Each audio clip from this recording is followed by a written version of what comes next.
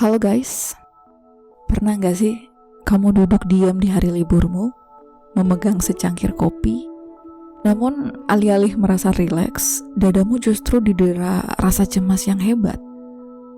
Kamu menatap langit-langit, menikmati sore yang kosong, tetapi sebuah suara di dalam kepalamu itu berbisik dengan sangat kejam, seperti, "Hei, kenapa kamu malas-malasan? Lihat orang lain di luar sana.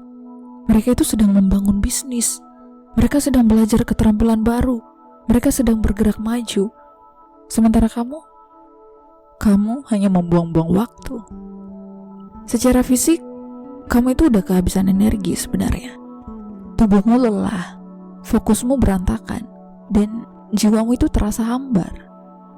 Sebuah kondisi yang kita sebut sebagai burnout. Namun secara mental, kamu itu menolak untuk berhenti.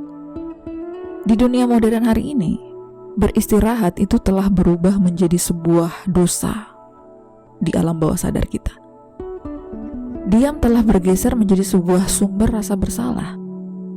Kita hidup di era di mana produktivitas itu bukan lagi sekadar cara untuk menyelesaikan pekerjaan, melainkan telah menjadi tolak ukur harga diri. Kita terjebak dalam lingkaran setan hustle culture, sebuah keyakinan ekstrim bahwa untuk menjadi manusia yang berharga, kita harus selalu sibuk, selalu lelah, dan selalu memeras keringat hingga tetes terakhir, sok sibuk gitu. Kita mengacaukan arti bergerak maju dengan terengah-engah. Bagaimana jika kita berhenti sejenak hari ini, saat ini, di ruang yang aman ini? Mari kita letakkan semua daftar pekerjaanmu, matiin dulu ambisi yang sedang mencekik itu, dan mari kita renungkan satu pertanyaan mendasar. Apakah kamu benar-benar ingin menjadi produktif? Atau kamu itu hanya sedang cemas aja? Selamat datang di Jalan Afirmasi. Tarik napas dalam-dalam. Rasakan udara memenuhi paru-parumu dan hembuskan dengan perlahan. Biarkan seluruh ketegangan di pundakmu luruh. Saat ini, hari ini, mari kita bersama-sama menyadari sebuah kebenaran yang sederhana namun radikal, bahwa nilai dirimu itu tidak pernah ditentukan oleh seberapa panjang daftar pekerjaan yang kamu selesaikan hari ini. Coba deh kita jujur pada diri kita sendiri. Kapan terakhir kali kamu merasa benar-benar puas dengan pencapaianmu? Ketika kamu berhasil menyelesaikan satu proyek besar, berapa lama rasa bahagia itu bertahan di dadamu? 5 menit? 1 jam? Setelah itu pikiranmu langsung melompat ke target berikutnya. Otak kita telah dikondisikan untuk gak pernah merasa cukup. Kita memperlakukan hidup seperti mendaki gunung yang gak pernah mencapai puncak. Begitu kita mencapai satu ketinggian, kita menolak untuk menikmati pemandangan karena kita langsung sibuk menatap puncak yang lain yang lebih tinggi di kejauhan. Ini adalah ilusi dari hustle culture. Ia menjual mimpi tentang kesuksesan, namun ia menagih bayaran berupa kesehatan mental, kedamaian batin, dan kehadiran kita di masa kini. Kita dipaksa untuk percaya bahwa jika kita lelah, artinya itu kita kurang keras berusaha. Jika kita stres, artinya kita kurang tangguh. Akibatnya, batasan antara produktivitas yang sehat dan kecemasan yang neurotik menjadi kabur. Produktivitas yang sehat itu lahir dari rasa cinta, rasa penasaran, dan keinginan untuk berkarya secara autentik. Ia memberikan energi. Sebaliknya, produktivitas yang cemas itu menjadi akar dari burnout, lahir dari ketakutan.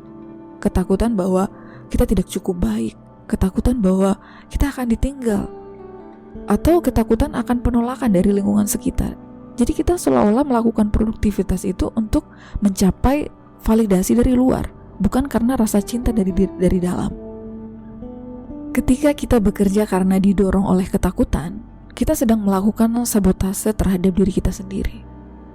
Kita memaksa mesin tubuh kita untuk bekerja di zona merah secara terus-menerus.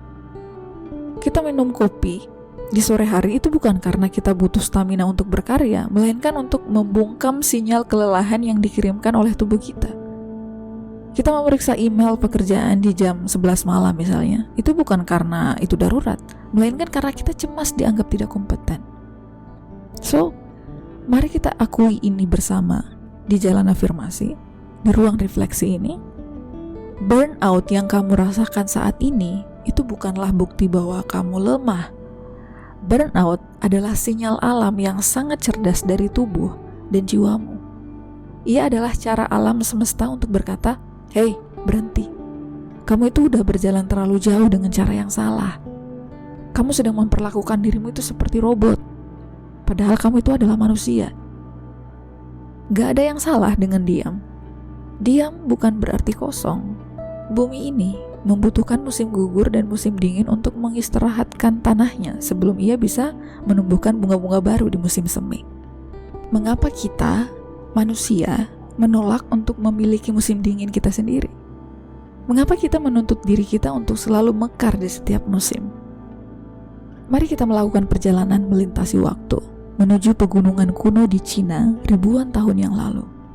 Di sana, para bijak Taoisme duduk di bawah pohon bambu, mengamati bagaimana alam semesta bekerja tanpa pernah tergesa-gesa.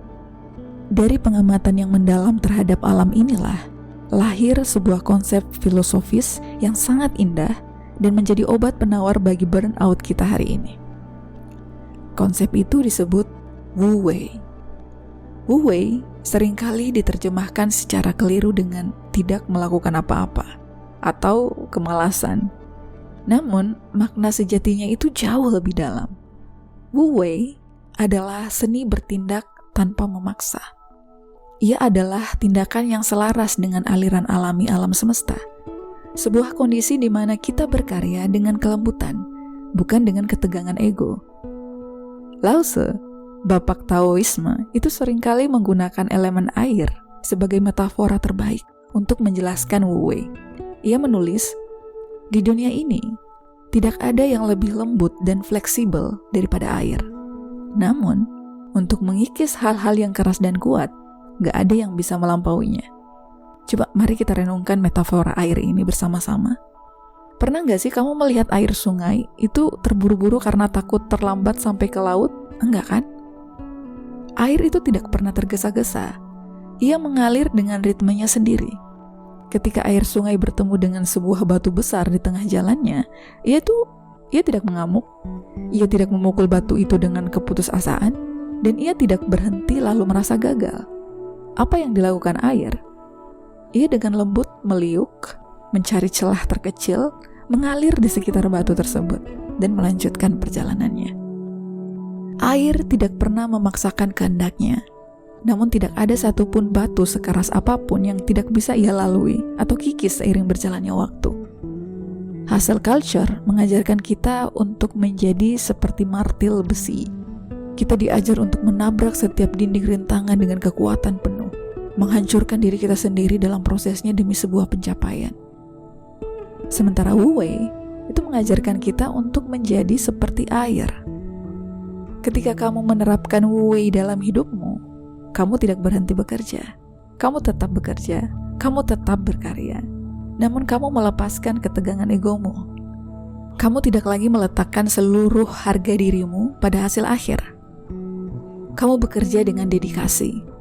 Namun ketika tubuhmu berkata, "Cukup untuk hari ini," kamu melangkah mundur dengan penuh rasa syukur dan mengizinkan dirimu untuk beristirahat tanpa rasa bersalah. Mengalir seperti air berarti menyadari bahwa ada waktu untuk pasang dan ada waktu untuk surut. Ada waktu untuk mendorong dengan kuat dan ada waktu untuk melepaskan kendali dengan anggun. Ketika kamu memaksa diri untuk terus mendorong di saat energimu sedang surut, kamu tidak akan menghasilkan karya yang berkualitas. Kamu hanya sedang menghasilkan kelelahan yang sia-sia. So, mari kita peroleh sudut pandang lain dari para mistikus sufi. Dalam tradisi sufisme, ada sebuah pemahaman yang sangat dalam mengenai hati manusia. Mereka mengibaratkan hati sebagai sebuah cermin yang dirancang untuk memantulkan keindahan sifat-sifat ilahi, kedamaian, dan kelimpahan sejati. Namun, kaum sufi mengingatkan kita bahwa cermin hati ini itu bisa tertutup oleh debu. Dan salah satu debu yang paling tebal dan paling sulit dibersihkan adalah al-hirs, keserakahan terhadap dunia, ambisi yang berlebihan, dan ketakutan akan kekurangan. Ketika seseorang terjebak dalam produktivitas yang cemas, cermin hatinya itu dipenuhi oleh coretan-coretan daftar keinginan yang tidak pernah usai. Ia menjadi terlalu sibuk menatap pantulan egonya sendiri yang haus akan pengakuan, sehingga ia tidak lagi bisa memantulkan ketenangan yang sejati. Seorang guru sufi agung, Ibnu Athaillah al-Iskandari, dalam kitabnya Al-Hikam, itu pernah menuliskan bait hikmah yang sangat menampar jiwa modern kita. Dia berucap seperti ini: istirahatkan dirimu dari ikut mengatur urusanmu, sebab apa yang telah dijamin oleh selainmu, dalam hal ini Tuhan untukmu, itu tidak perlu engkau sibuk ikut memikirkannya. Artinya bahwa kalimat ini bukan sebuah ajakan untuk menjadi manusia yang pasif dan tidak bertanggung jawab. Ini adalah sebuah maklumat kemerdekaan bagi jiwamu. Ibnu Athaillah itu sedang mengingatkan kita untuk membagi wilayah kehidupan dengan tegas. Ada wilayah usaha dan ada wilayah hasil. Tugas manusia hanya berada di wilayah usaha dengan cara yang baik dan penuh kesadaran. Sementara wilayah hasil itu bagaimana masa depanmu, seberapa kaya dirimu nanti, bagaimana penilaian orang lain terhadapmu, itu wilayah semesta, itu wilayah Tuhan. So, burnout terjadi karena kita dengan kelancangan ego kita mencoba mengambil alih wilayah hasil. Kita ingin memastikan bahwa masa depan kita itu harus sesuai dengan skenario yang kita buat di dalam kepala. Kita merasa jika kita tidak bekerja 24 jam sehari, maka dunia kita itu akan runtuh. Kita lupa bahwa dunia ini telah berputar dengan sangat rapi jauh sebelum kita lahir, dan dia akan tetap berputar dengan baik setelah kita tiada nanti. Artinya, tidak perlu mengurusi urusan-urusan dalam ranah urusan Tuhan. Kita hanya bisa melakukan sesuai dengan kapasitas kita dan waktu kita. Para sufi mempraktikkan apa yang disebut dengan qanaah, sebuah kondisi di mana hati merasa cukup dengan apa yang ada di tangan, sambil tetap melangkah dengan tenang. Ketika kamu merasa cukup, kamu terbebas dari perbudakan waktu. Kamu tidak lagi dikejar-kejar oleh ilusi kekurangan. Kamu bisa bekerja dengan senyuman, bisa duduk diam dengan kedamaian, karena kamu tahu bahwa apa yang menjadi jatahmu itu tidak akan pernah melewatkanmu. Dan apa yang melewatkanmu memang tidak pernah ditakdirkan untuk menjadi milikmu. Lalu, bagaimana kita mulai menyembuhkan diri dari burnout ini? Bagaimana kita bisa duduk diam tanpa rasa bersalah? Langkah pertamanya adalah melakukan identity shift, sebuah pergeseran identitas yang cukup radikal. Kita harus dengan tegas memisahkan antara siapa diri kita dan apa yang kita lakukan. Selama ini, sistem dunia itu telah mencuci otak kita untuk percaya bahwa kita adalah akumulasi dari pencapaian kita. Kita memperkenalkan diri kita itu berdasarkan profesi kita, gelar kita, atau seberapa sibuknya jadwal harian kita. Kita merasa jika kita tidak menghasilkan sesuatu, maka kita tidak memiliki nilai. Hari ini, saat ini coba deh, kita runtuhkan berhala produktivitas palsu itu. Waktumu adalah milikmu. Ia adalah kedaulatanmu. Ketika kamu memilih untuk mengosongkan satu sore tanpa agenda, kamu tidak sedang membuang waktu kok. Kamu sedang merawat satu-satunya aset paling berharga yang kamu miliki di dunia ini, yaitu jiwamu sendiri. Beristirahat itu bukanlah sesuatu yang harus kamu dapatkan setelah kamu bekerja keras. Beristirahat itu adalah hak lahirmu sebagai makhluk hidup. Mari kita belajar untuk bertindak dengan kesadaran penuh. Ketika kamu bekerja, bekerjalah seperti air yang mengalir. Fokus, jernih, dan berikan yang terbaik. Namun ketika waktu bekerja itu selesai, kembalilah menjadi ruang yang luas. Jangan bawa beban kantormu ke atas tempat tidurmu. Jangan bawa kecemasan bisnismu ke meja makan keluargamu. Ingatlah, tubuhmu adalah bait suci tempat jiwamu tinggal. Ia memiliki batas kapasitas. Jika kamu terus mengabaikan sinyal lelahnya, ia tidak akan lagi meminta dengan sopan. Ia akan memaksamu berhenti melalui penyakit atau keruntuhan mental yang lebih berat. So, kita harus mengerti sinyal yang diberikan oleh tubuh kita. Jangan sampai dia datang tiba-tiba dengan membawa penyakit, atau banyaklah beberapa orang karena terlalu capek, karena terlalu bekerja keras setiap hari tanpa memikirkan badannya, tiba-tiba dia ambruk, jatuh seketika, stroke. So, hormatilah rasa lelah. Menghormati rasa lelah itu adalah bentuk tertinggi dari rasa syukur atas kehidupan yang telah dititipkan kepadamu. So, di penghujung video ini, mari kita ambil posisi yang paling santai. Jika kamu sedang duduk, bersandarlah dengan nyaman. Jika kamu sedang berbaring, biarkan seluruh berat tubuhmu disanggah sepenuhnya oleh bumi. Letakkan kedua tanganmu di atas paha dengan telapak tangan terbuka ke atas, atau letakkan dengan lembut di atas dadamu. Tarik napas yang dalam, rasakan udara sejuk masuk meresap ke dalam dadamu. Tahan sejenak, lalu hembuskan dengan perlahan. Lepaskan sisa-sisa ambisi dan rasa cemas yang masih bersembunyi di sudut batinmu. Mari kita kembalikan kedaulatan dirimu atas waktu melalui beberapa kalimat afirmasi ini. Ucapkan di dalam keheningan hatimu, biarkan setiap katanya mengikis debu-debu lelah di cermin jiwamu. Aku melepaskan beban untuk selalu terlihat sempurna dan produktif di mata dunia. Aku mengizinkan diriku untuk diam, beristirahat, dan memulihkan energi tanpa sedikit pun rasa bersalah. Aku mengalir seperti air. Aku melakukan bagian usahaku dengan baik, dan aku menyerahkan hasilnya dengan penuh percaya pada semesta. Masa depanku aman. Aku tidak perlu mengorbankan kedamaian hari ini demi ketakutan akan hari esok.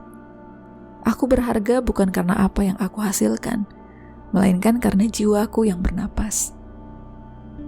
Tarik napas sekali lagi, rasakan betapa berharganya setiap hembusan napas yang diberikan kepadamu secara gratis ini. Hidupmu adalah sebuah mukjizat, bukan sebuah pabrik yang harus diproduksi tanpa henti. Terima kasih telah meluangkan waktu yang sangat berharga ini untuk duduk, berhenti sejenak, dan merefleksi bersama di jalan afirmasi. Sayangi dirimu, hargai batas tubuhmu, dan mengalirlah dengan penuh keangkuhan. Sampai bertemu lagi di jalan afirmasi berikutnya.